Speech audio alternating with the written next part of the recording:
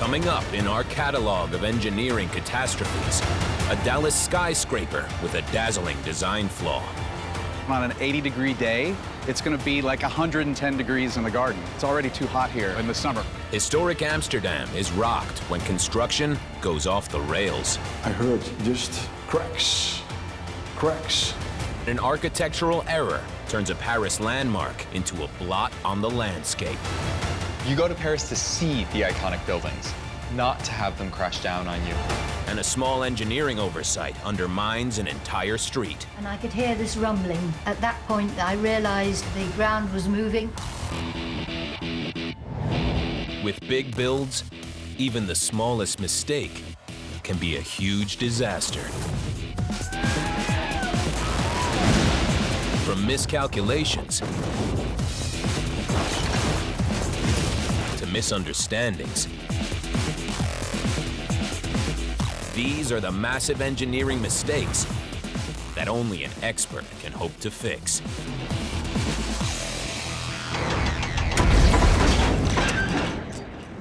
When complex constructions push the limits, it's not always easy to get it right first time. Some problems are hard to detect, while others are clear as day. For this story, we're off to the deep south and Texas, and a design flaw the locals just can't ignore. It's a 360-degree problem every day, every year. The structure might be elegant and energy efficient, but the shining glass brings problems too. It's like a disco ball. No matter where you are, there's light streaming into you. This is disturbing. Dallas, Texas, shining light of the Lone Star State. The Big D is one of the fastest growing cities in the U.S. Texas is the oil capital of the USA, and its most famous city, Dallas, is hot, very hot. With an average of 232 sunny days a year, summer temperatures can soar to 36 degrees centigrade. In 2013, the doors opened on the city's latest residential high-rise, the 42-story glass-clad Museum Tower. The shining facade was chosen for two reasons. Andy Scott later consulted on the tower's glass.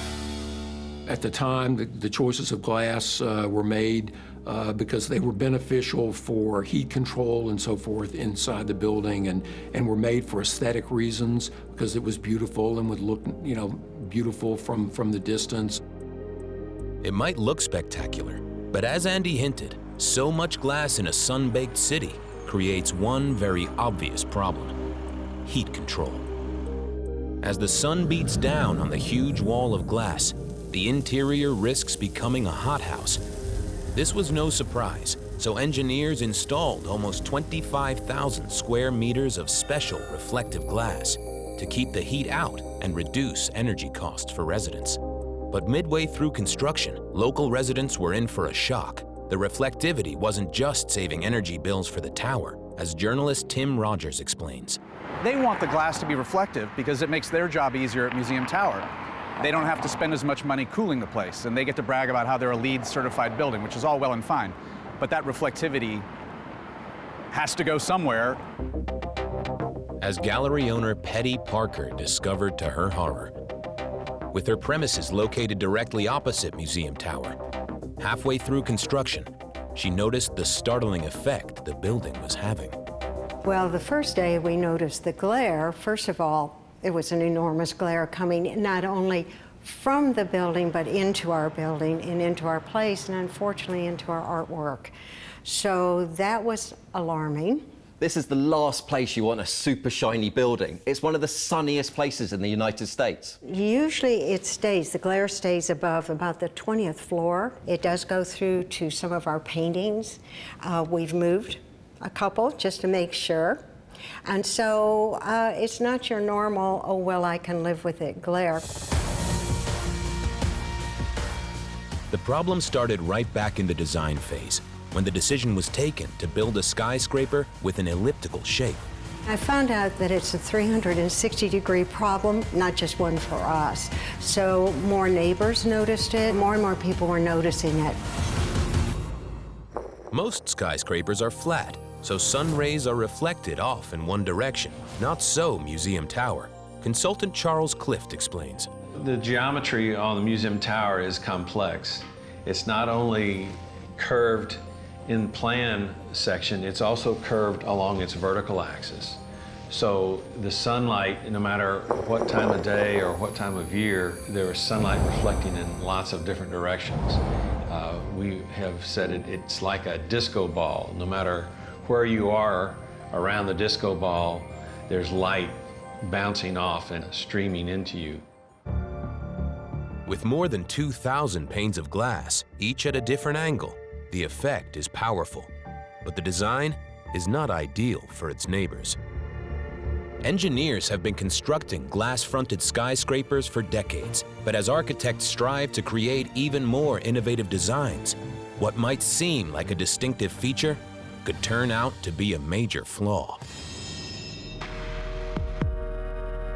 The walkie-talkie in London is concave, like a satellite dish. It goes in, and so it focused the sun's rays into one burning point. The Museum Tower has the opposite problem. It's convex like a ball, scattering the sun's rays, dazzling everyone around it. It's not only an issue for residents in neighboring buildings. Museum Tower curves inward at its base, so the glare is also reflecting down to ground level, having a knock-on effect on an art gallery at the foot of the building, the Nasher Sculpture Center. Fulvio Serra is the designer and builder of the gallery's unique roof system. Well, everything is special here. The architecture is custom designed. I would like to say that the roof basically is a sculpture in a museum of sculptures. It's modern art. The Nasher Sculpture Center opened its doors in 2003, 4 years before Museum Tower was even proposed. Its glass roof, made of hundreds of thousands of tiny aluminum shells, was designed to create perfectly even light in the gallery, no matter where the sun is. When the gallery roof was designed, they had no idea that a building was going to go up right next to it, which would become a light source all its own. What should have been an artistic space filled with an even, diffuse light now suffers from secondary glare. The holes that you see in the roof are allowing the light to get inside and to create an uniform light inside. When you see that the light can pass through the holes, like in that case, you see that the whole ambience is transformed. Restoring the roof to its former glory would mean modifying every aluminum shell, not only labor-intensive, but hugely expensive. Well, for arts lovers, I think it's a huge issue because the roof has been made utterly obsolete. So there are certain artwork that they can't even put inside the museum. It's not just the interior that's affected.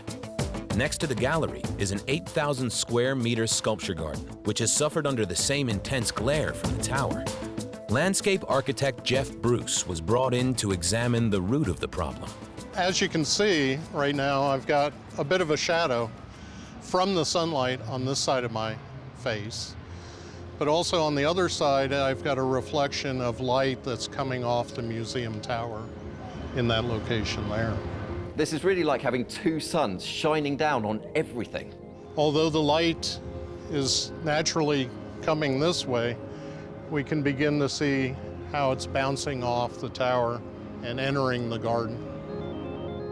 But on an 80-degree day, it's going to be like 110 degrees in the garden. And that's not a pleasant experience. It's already too hot here, in the summer. We don't need help from another building reflecting light. The double blast of sunlight from the tower has a negative impact on plant life and makes the gallery's garden areas so warm they're unusable by the general public. Reflectivity isn't just about aesthetics. In many buildings, it's about keeping their green credentials by keeping their energy bills down. If you can reflect the energy, the solar heat back out from getting into the building, that's sort of your first blunt force to reduce your energy consumption. This concept was clearly a driving factor when it came to choosing materials for Museum Tower. So this was the product that they chose for Museum Tower. 44% of solar radiation is reflected off of this building. That's what gives it that very bright, shiny, sort of light dancing quality. This choice of glass was well intended, but there might have been a more neighbor-friendly option. If you don't want that much reflectivity, you could pick this product. Reflectivity is only 16%. So it would have only 1/3 of the solar radiation reflecting off of this product compared to what was selected for Museum Tower. One possible solution to Museum Tower's glare would be to replace the glass on the entire building with the less reflective option. However, there is one predictable hurdle standing in the way. Money. It all comes down to money, right? I mean, both sides did their own studies to try and figure out what could be done about this, and people told me that it could be $20 million. Total glass replacement, total curtain wall replacement on the museum tower, attaching, instead of just the glass, attaching a shutter and shade system to the museum tower. One of the best solutions that I saw was a scrim, something that would go on the outside of the building. Film was really going to be the best solution. At first, the film would last approximately 5 years. By the time we were done at the end of the study, the film was up to 7 years. Now I'm sure the film can last up to 10 years. But of course, then the people who are buying these very expensive condos are going to say, wait a minute, I bought this condo for the view, and now you're going to put something that, obstructs that view? It's just a stalemate. Sometimes buildings are built that are gorgeous and beautiful and wonderful, but you have to look at the effect it has on the community. Engineers should always consider the environment, but it shouldn't come at the expense of existing businesses and residents. Until a solid solution can be agreed on, Museum Tower's neighbors will simply have to avert their eyes and hope for the best.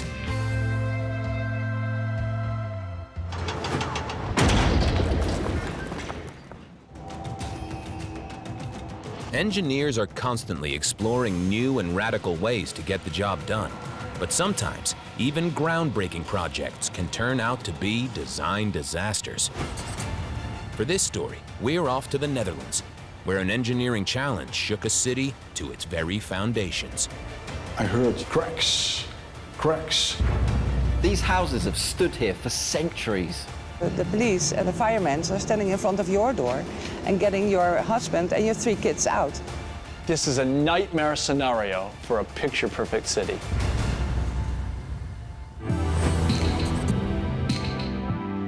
Visited by 18 million tourists a year, Amsterdam is known for its artistic heritage, elaborate canal network, and narrow houses that have remained untouched, if a little bit uneven, for centuries.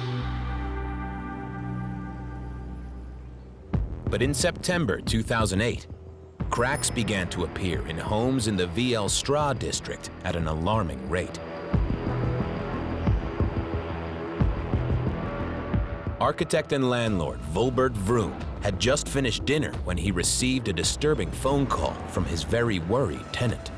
He said, I cannot open my door. It's just, I see cracks. I said, well, what's going on? And then I walked just, because I lived just around the corner, I walked and saw all those blue flashlights, police, firemen walking around. I thought, oh my goodness, it's happening. Amsterdam resident Helena van Gelder was also caught in the middle of this housing crisis. Helena, you had to come because there is something going wrong with the neighborhood, with the house in the next street. But okay, so I went just around the corner and I saw that the house of my neighbor was getting bad. It was sinking. And then another neighbor from the other street ran into me and said, Helena, the police and the firemen are standing in front of your door and getting your husband and your 3 kids out. Your house is going. The houses are built on 400-year-old wooden piles, driven up to 20 meters down into a sandy bed. Dramatic subsidence on this scale is every resident's worst nightmare. Sudden movement or failure in the piles could easily lead to the collapse of a building. I ran to my office and I could still open the front door. I heard just cracks, cracks. It was like the building was crying for pain. It was like it was sound everywhere. That building is telling you, get out. The whole neighborhood is heading underground. It was obvious the cause of the problem lay beneath the residents' feet, with a new infrastructure project the most likely suspect. Amsterdam's famous for its bikes and canals, but there's a much faster way to get around the city, underground. Amsterdam's metro system was nowhere near as big as other cities. It was just 26 miles long. Berlin's is more than 3 times the size, and Paris has more than 5 times the track. In 2002, 5 years before the collapse, construction began on a new metro line with over 6 kilometers of tunnels running under the very heart of the city. Paul Janssen was the engineer in charge of boring the tunnels. The new part is the north-south line, which connects northern part of Amsterdam with the southern parts. There is a big difference in boring a tunnel in our surface, our soil, compared to, let's say, the soil in England or Paris or the Alps. The trouble is, the ground beneath Amsterdam is made up of peat, sand, and water. The bedrock lies nearly 400 meters below the surface and is unreachable for building foundations. Instead, buildings sit on piles driven to depths between 12 and 21 meters, which complicates the construction of any underground railway. And there's another problem: water. Water was the making of Amsterdam, but it's also been its nemesis for centuries. The water table is so high in the city that building anything underground is never going to be easy. Almost everything about Amsterdam is a potential construction nightmare. Sitting around 2 meters below sea level, with more canals than Venice, an extensive system of sea dikes, dams, and floodgates keep the city from completely flooding. So a project of this type was always going to be incredibly ambitious. Building a metro system is going to be difficult anywhere, but if you add in Amsterdam's sodden soil, you've got one tricky engineering task. It's a bit like trying to dig a hole in wet sand at the beach. As soon as you've dug it, the water just goes straight back in again. Building of the metro system was a twofold challenge. First, find a way to contain Amsterdam's soggy soil as each section of the metro line was constructed. Then, avoid the intricate network of 11 million wooden piles holding up the houses in the city's historic center. Engineers came up with an ingenious plan. The new metro line would follow the route of the city roads. If it didn't go underneath the houses, there's no risk of disturbing them. At least that was the theory. Digging tunnels that only followed Amsterdam's elaborate and ancient road network was going to be restrictive. So we had to avoid the piles of the houses and the buildings, but at some occasions we actually had to bore through the pile foundation. Tunneling under the houses could potentially jeopardize the ancient city above. However, the engineers had a system in mind that would make it all possible. To minimize disruption above ground, before building each section of tunnel, concrete and steel walls were constructed on either side. These would separate the growing tunnel from the highly sensitive piles supporting the nearby houses. With a steel and concrete roof to support the road above, tunneling could safely continue. This is known as the box system. But in June 2008, as it reached construction of one of the underground stations, the project came to a dramatic halt. Michael Jonker, a spokesman for the Metro, explains. Well, what happened at Vijzelgracht was that during the excavation of the station, the diaphragm wall started to leak water. But the water took sand with it, and the sand was just the thing where the houses were based on. Tunneling only just below Amsterdam's historic buildings, the unique box construction specifically designed to protect these homes appeared to be destroying them. In theory, the box system was an ingenious way of reducing the impact on the surrounding area, but it took just one leak in the concrete walls to cause utter chaos. About 10 houses, they weren't livable anymore. So we had to restore that, but of course it was a big shock to the neighborhood, especially because it happened twice. With work on the metro line back underway, in September there was a second dramatic failure in the box system. Water and sand leaked into this construction zone, upsetting the delicate water table and those piles beneath the houses. If water and sand leak into the tunnel, there's only one way for those houses to go. Down. The construction team immediately stopped work and focused on securing the leak to protect the surrounding buildings. But for the historic houses above ground, it was already too late. They started to sink at an alarming rate. So it was 25 centimeters, that's about 10 inches. We went down in 2 hours' time.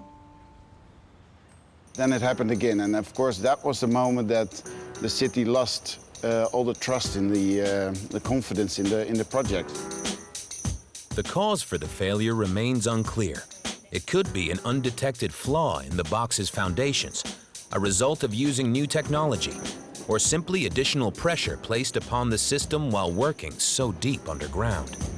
So a special commission had to find out, is it okay to continue this process?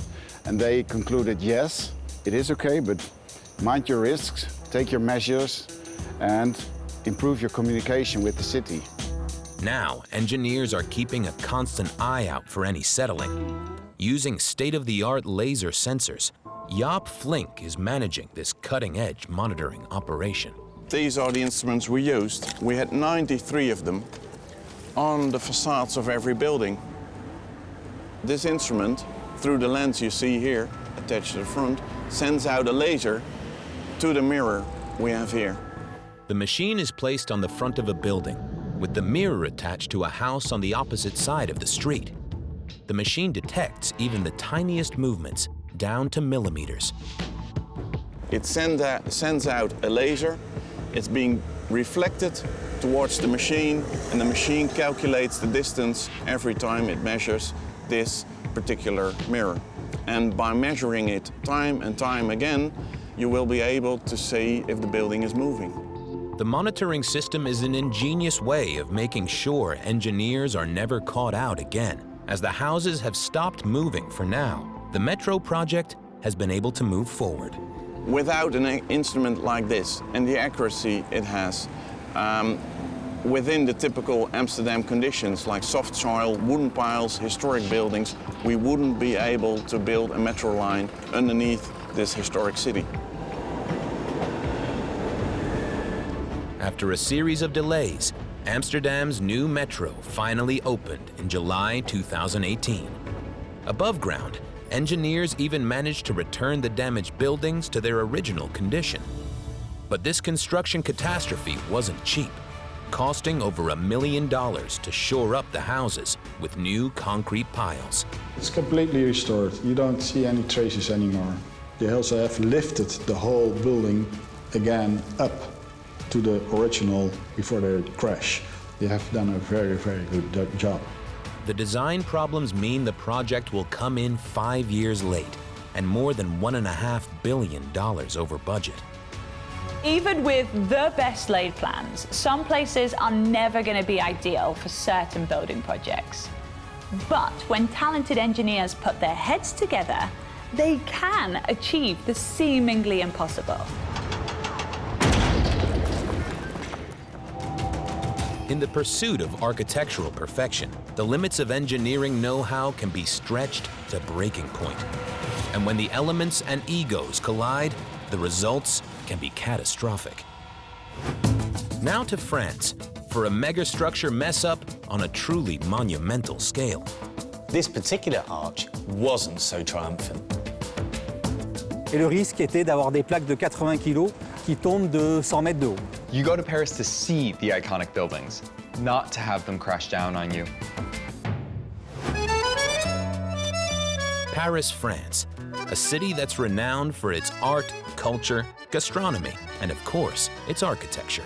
When you think of Paris, you think of the Eiffel Tower, the Louvre, the Arc de Triomphe, but there is another landmark that's more modern, but just as iconic.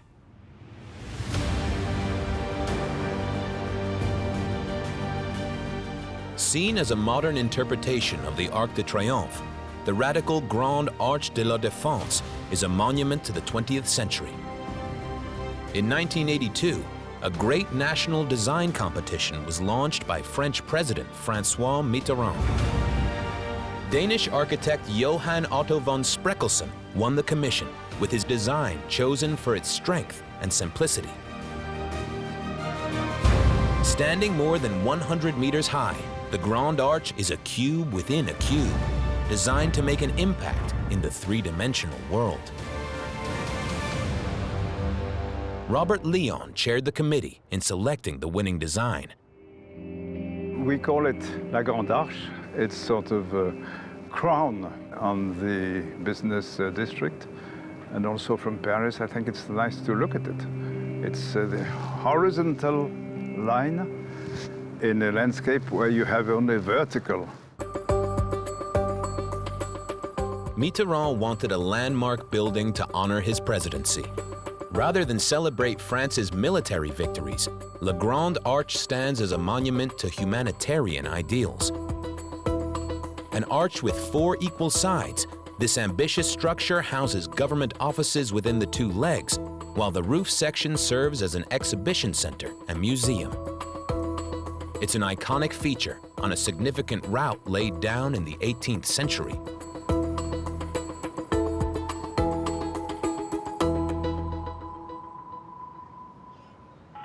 We are on the historical axis of Paris, which comes from le Louvre, la Place de l'Étoile, l'Arc de Triomphe, and over to here and goes on west. Work on the Grand Arch began in 1985. Constructed around a concrete and steel frame, the monument is topped by a vast 10,000 square meter roof, supported by concrete beams. The exterior walls are covered by 2,800 opaque glass panels and 350,000 gray and white marble sheets, engineered to be thin, light, and reflective. Von Spreckelsen specifically chose polished white Carrara marble to clad the east and west facades.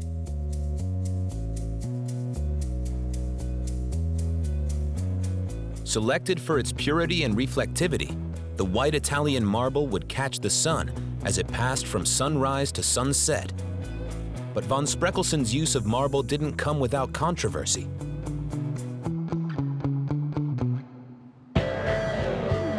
Critics warned that it wasn't suitable for the Parisian climate, as historian Bernard Tullier explains.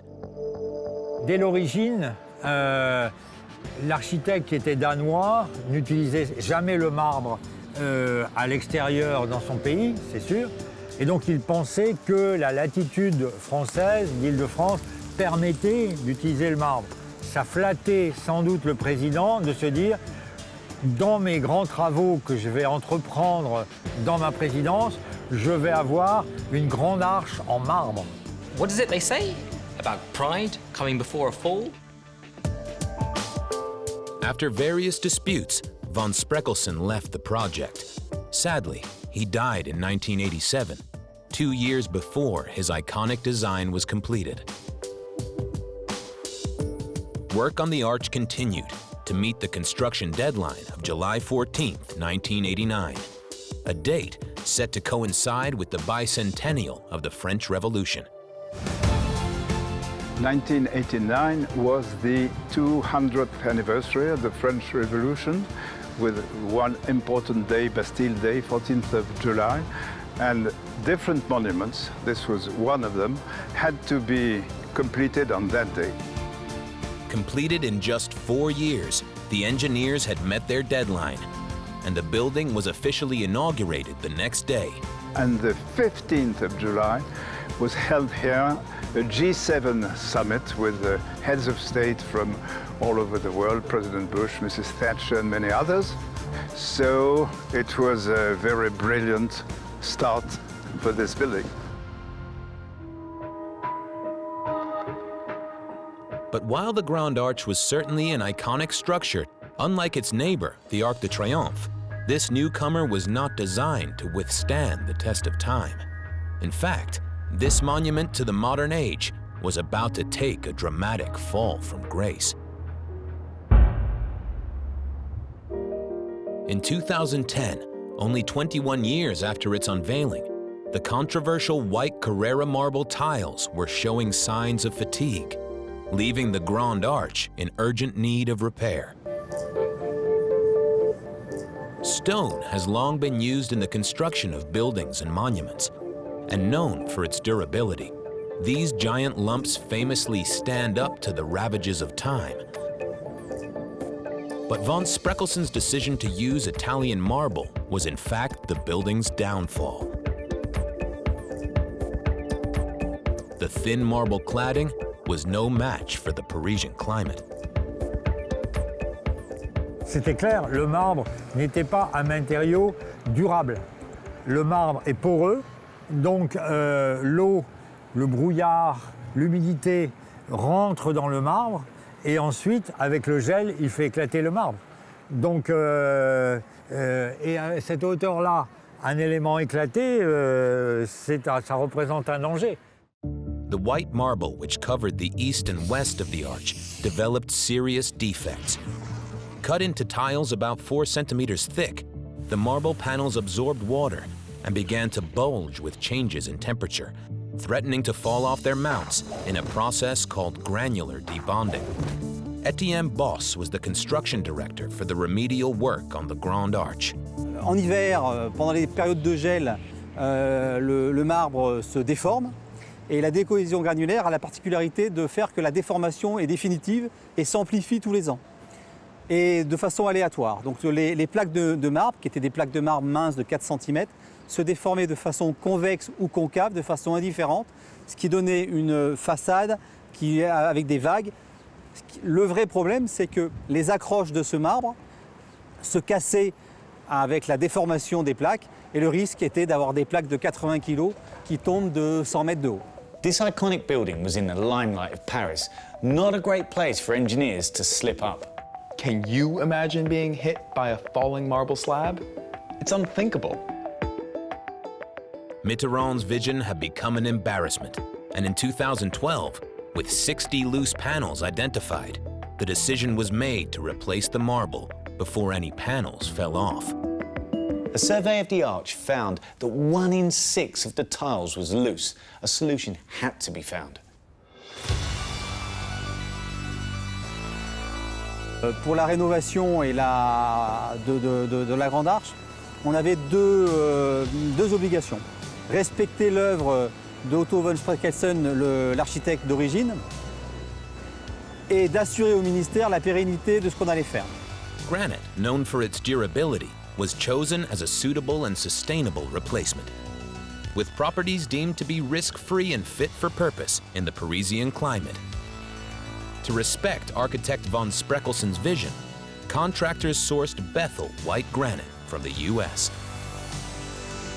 Replacing the marble with granite has cost the French public 200 million euros.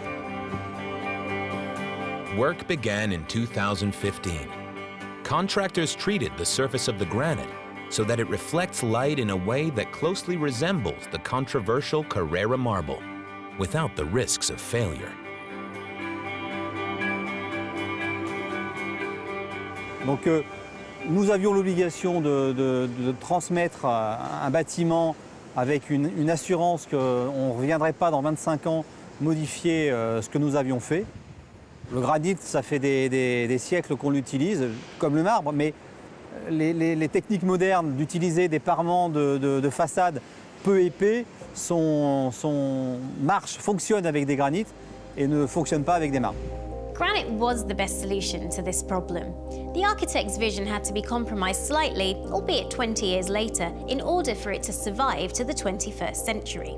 While they may have found a satisfactory solution for form and function, the choice of replacement stone is not popular with everyone.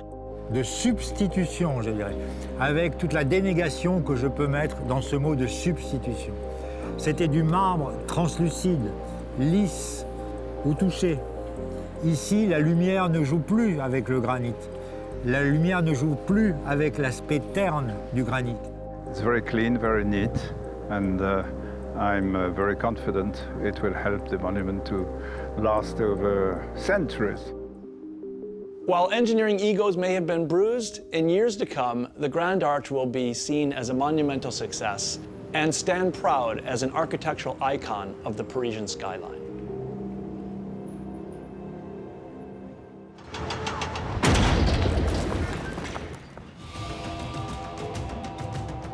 It's not only grand structures that suffer from dramatic engineering failure. Humble residential buildings can be hit just as hard, especially when the power of Mother Nature is underestimated. This next construction calamity takes us to England and a town shaken by what was thought to be an earthquake. The UK is not known for its earthquakes. This was clearly something else. I could hear this rumbling, and my natural instinct was to go out. At that point, I realized the ground was moving. A minor engineering mistake caused a full-on catastrophe. Ripon's residents were almost swallowed whole. Ripon in Yorkshire, an ancient cathedral city, as steady as they come. In November 2016, residents of Magdalene's Road were safely tucked up in their 140-year-old houses. But late that evening, the peace was shattered. Ben Bramley was watching television. Last night, about 10:30, a little bit drowsy, I've been watching the snooker, and my partner came and made me aware that there was a bit of a commotion. Ben's neighbor, Francis O'Neill, had already gone to bed. I think it was about 1:45, and I could hear this rumbling, and my natural instinct was to go out and went down what I thought were my steps down into the garden. At that point, I realized that the ground was moving. I luckily managed to pull myself back up. A sinkhole the size of a school bus had swallowed their back gardens. I guess it didn't really dawn on me at first how serious it was. It was only when I went around the back of the house and got a different perspective, a different angle, that you could see the depth, and it was right up within 10, 15 feet of our back door.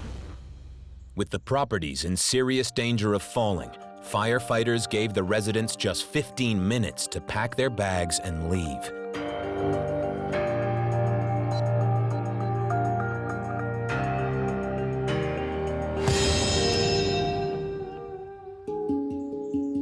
The collapse shocked the city, and yet, this wasn't the first sinkhole in the area. Dr. Anthony Cooper has been studying Ripon's unstable history for over 30 years. Well, sinkholes in Ripon have been recorded for over 100 years. The Reverend Toot wrote a paper in about 1868. The survey geologist that came here wrote another paper in about 1870. And they documented a lot of sinkholes. Compared with elsewhere in the country, there are more sinkholes in Ripon than there are in a lot of places. And it's not just sinkholes. Several houses that were built along the road here had to be taken down due to subsidence. The ones further on the right have got a big sag. These ones on the right are tilted backwards. There's one there that's been demolished. This is not a coincidence. There is definitely some kind of pattern here, and all the evidence is pointing towards Ripon's geology. There is definitely something going on beneath their feet. Ripon's problem is that it sits above deposits of the chalky mineral gypsum. This is gypsum, fibrous gypsum, porphyroblastic gypsum with big crystals in, and a bit of muddy gypsum. And if I put this in the river, it would only last about a week before it dissolved away completely. For thousands of years, rainwater has been dissolving the pockets of gypsum around Ripon, gradually creating caves deep underground. As the caves grow, their ceilings collapse, forming sinkholes.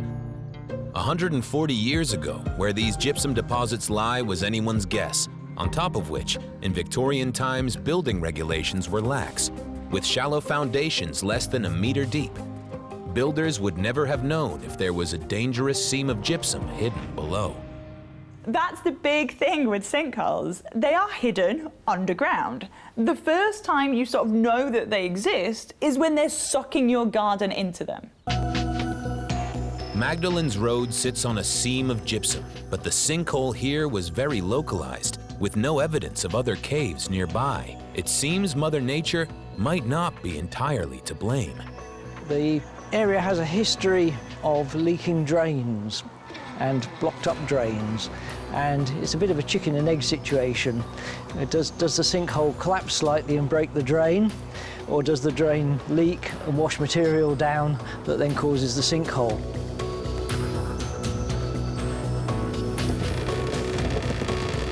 Worn with age or damaged by tree roots, a cracked drain pipe will leak water into the surrounding subsoil.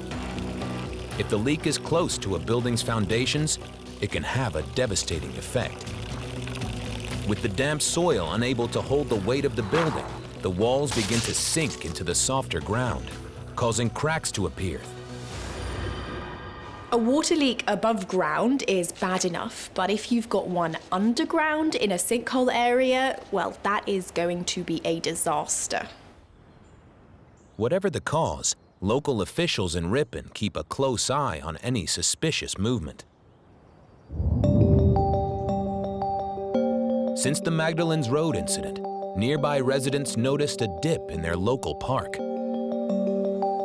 Dave Morgan, a geophysicist from the British Geological Survey, has come to investigate. I'm going to be taking readings here every 10 meters along what I assume is solid ground at the beginning of the line, through the center of the feature here. Now I'm standing in the bottom of it. So the assumption is that there's weaker ground under here, possibly a void at greater depth, and the ground is slowly sinking into it. Dave is essentially performing an X-ray to find out if this is just a dip in the land or whether an underground cavern is forming. I think it's important to do these tests because we can identify areas which are likely to undergo collapse, and the civil engineering companies can mitigate that, and they can put the correct foundations in for new buildings to ensure that they're safe. Dave's using an additional piece of kit in his testing, a graviton. A graviton measures the strength of gravity in the ground beneath it. The less dense the ground, the lower the reading, and vice versa. 24 hours later, Dave is back at headquarters with the results of the tests. What I have on the screen now is a display of the survey we did last December and the one we did yesterday. We have an area of dark blue here on both surveys, and that corresponds with the weakened area. On either side of it, we see lots of warm colours, the oranges, reds and purples, corresponding with the stronger rocks either side. So our interpretation is that that is a weaker zone which is falling in. The darker blue circle clearly shows a vulnerable area. But has it gotten any worse since the last survey? There are subtle changes, and I've noticed smaller areas in the yellow colours close to the surface here are not so apparent on yesterday's survey. So we might conclude from that some of the rocks near the surface have weakened to some degree. So it does indicate that things are changing. Dave will continue to monitor the area for signs of movement, but it's too late for Magdalenes Road. With the suspected leak fixed, it was time to plug the hole. The engineers have put in a large plug of concrete to remediate the ground. The best solution was to fill the sinkhole with reinforced concrete. Seems simple enough, but it actually took months. With engineering mishaps, sometimes the solution needs to be simple and robust. But when it comes to sinkholes, the real key is knowing exactly what lies beneath. So the residents of beautiful Ripon are safe for now. I just hope those underground caverns stay exactly where they should be, underground.